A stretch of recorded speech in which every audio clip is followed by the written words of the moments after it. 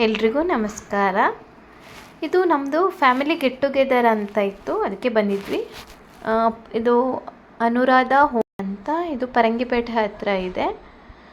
So ಈ home stay ಬಂದು ನನ್ನ ಹಸ್ಬೆಂಡ್ ಅವರ ಕಸಿನ್ ಅವ್ರದ್ದೇ ಹೋಮ್ ಸ್ಟೇ.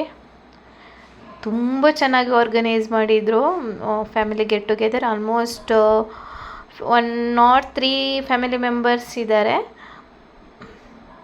85ಇಂದ 90 ಪೀಪಲ್ಸ್ ಬಂದಿದ್ವಿ. ನೋಡಿ, ಫಸ್ಟ್ ಗೇಮ್ ಮಕ್ಕಳಿಗೆ ಸ್ಟಾರ್ಟ್ ಆಗಿತ್ತು. ಹಾಗೆ ವೆರೈಟಿ ಗೇಮ್ ಇತ್ತು.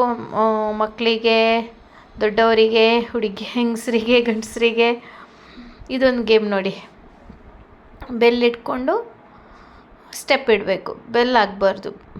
ಚೆನ್ನಾಗಿತ್ತು. ಹಾಗೆ ಕಾಲಲ್ಲಿ ಬಲೂನ್ ಇಟ್ಕೊಂಡು ಓಡುವಂಥದ್ದು. ತುಂಬ ಗೇಮ್ಸ್ ಇದ್ವು. ಹಾಗೆ ತುಂಬ ಚೆನ್ನಾಗಿ ಆರ್ಗನೈಸ್ ಮಾಡಿದರು.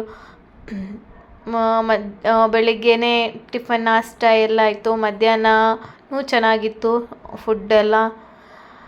ಹಾಗೆ ಈವ್ನಿಂಗ್ ನೋಡಿ, ದೋಸೆ ಕೌಂಟರ್ ಬಂದಿತ್ತು, ಇದು ಚೆನ್ನಾಗಿತ್ತು.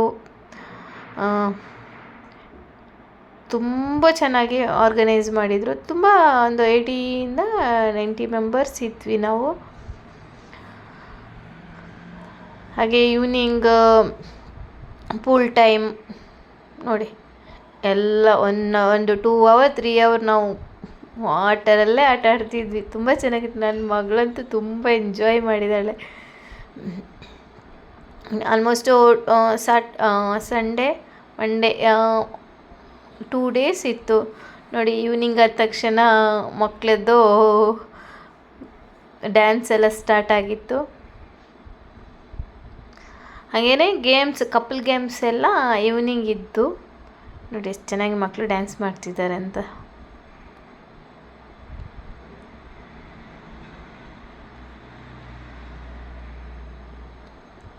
ಅಂತ ನನ್ನ ಮಗಳು ನೋಡಿ, ಅವ್ರ ಜೊತೆ ಇವಳು ಡ್ಯಾನ್ಸ್ ಮಾಡೋದಂತೆ. ಇವಳದೊಂದೇ ಸ್ಟೆಪ್, ಯೂನಿವರ್ಸಲ್ ಸ್ಟೆಪ್, ಕುಣಿಯೋದು.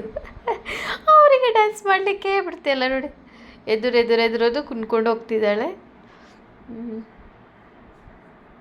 ಅವ್ರು ಏನು ಮಾಡ್ತಿದ್ದಾರೆ ಹಾಗೆ. ಇವಳು ಡಿಫ್ರೆಂಟ್ ಡ್ಯಾನ್ಸ್.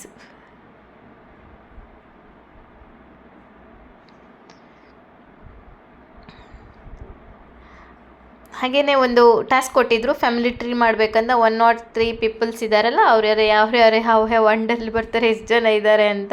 ಹಾಗೆ ಅದನ್ನು ಹೇಳಬೇಕಂತಲಿತ್ತು. ಹೇಳಿದರೆ ಕ್ಯಾಶ್ ಪ್ರೈಸ್ ಇತ್ತು.